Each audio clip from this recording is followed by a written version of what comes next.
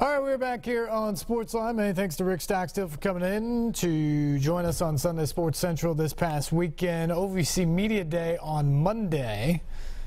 We're going to switch from Conference USA into the OVC now. New head coach. Last night we heard from Will Healy, the 30-year-old, nearly the youngest head coach in the country, taking over at Austin Peay. Tonight we hear from Marcus Satterfield, who's a 40-year-old first-time head coach, spent the last few years helping Matt Rule turn around the Temple program and doing a great job up there. He's got experience in the state. His dad is a high school coach in the state of Tennessee, and now he takes over for longtime Tennessee Tech head coach Watson Brown, trying to turn the Golden Eagles around.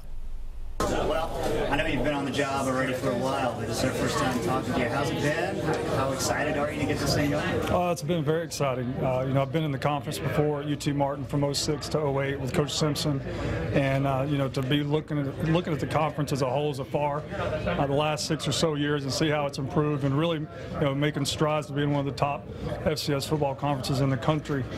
When the Tennessee Tech job came open, in late fall, early winter, that's something that I was very interested in. Thank goodness, our athletic director Mark Wilson gave me a chance, and I think we got some good connections in the state of Tennessee with my dad being a high school coach here for years, and the familiarity that we got a chance to get it going in the right direction. I know you never want to say like you're replacing anyone, but let's say like just kind of taking the baton from Watson Brown. What's that like? Well, there's a lot of places that you would go take your first job and it would be in a mess, and I think Coach Brown did a really good job being very stable.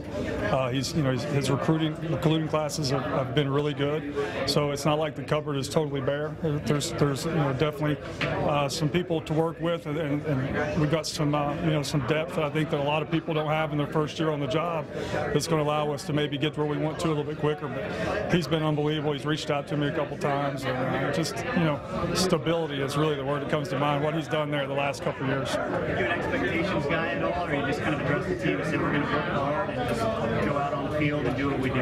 Well, we talk about championships, and I think that's where some programs fall short. I think that's where Tennessee Tech's fallen short a lot, is they've been too afraid to talk about winning the championship. So from day one, we talk about winning national championships, and I don't know if we'll win the Rose Bowl or the national championship this year, but if we don't talk about it every day, we have no shot of getting there. So we're very passionate, understanding we're working every single day to obtain a championship, and that's the most important thing for us. And we know all the intangibles, from going to class, which they did a phenomenal job of, to community service, which our team had over 900 hours of community service in 4 months, is going to lead to us having a chance to play for championships.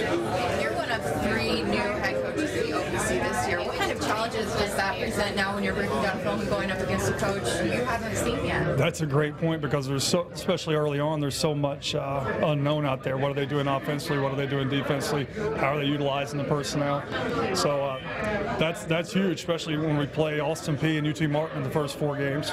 Luckily, me and Coach Healy coached together for 4 years at Chattanooga and have been together for a long time, so have a little bit more familiarity with him. But just throughout the league, just seeing what everybody's going to do and how they're going to utilize different personnel groups and stuff's going to be interesting to see and follow. You got used to seeing teams with a lot of offense or lots of teams. What kind of team is it going to be at Tennessee Tech? Probably very, very boring to mainstream society. We huddle up. We use fullbacks. We use tight ends. If you watched us at Temple last year, that's kind of what we do. We understand that most games are lost, not won, and we know the margin for error during a football game is really small. And we're going to do things very deliberately, run the football, play great defense, and really stress the kicking game. But I think we're going to try to impose a physical style of offense week in and week out, and make these teams that never had to play these physical type offenses have to defend certain things that they're not used to seeing. And we think that's a recipe for us to, again, working towards playing for championships, not beating ourselves. The preseason goal, you guys have picked 8. I mean, is it going to motivate guys? Yeah, I mean, we knew we weren't going to be picked 1 or 2 or 3 or 4 or 5, so it wasn't really that shocking to us. I think our guys will use it as motivation, because we've had a great offseason. I think our guys feel like they're a little bit better position than some people give them credit for. So we can utilize that, use that as a chip. When, again, some of the best programs and the best runs that you can make is built off a chip on your shoulder. And we'll use everything that we can, but especially 8th out of 9 teams will at least motivate us to stay in focus.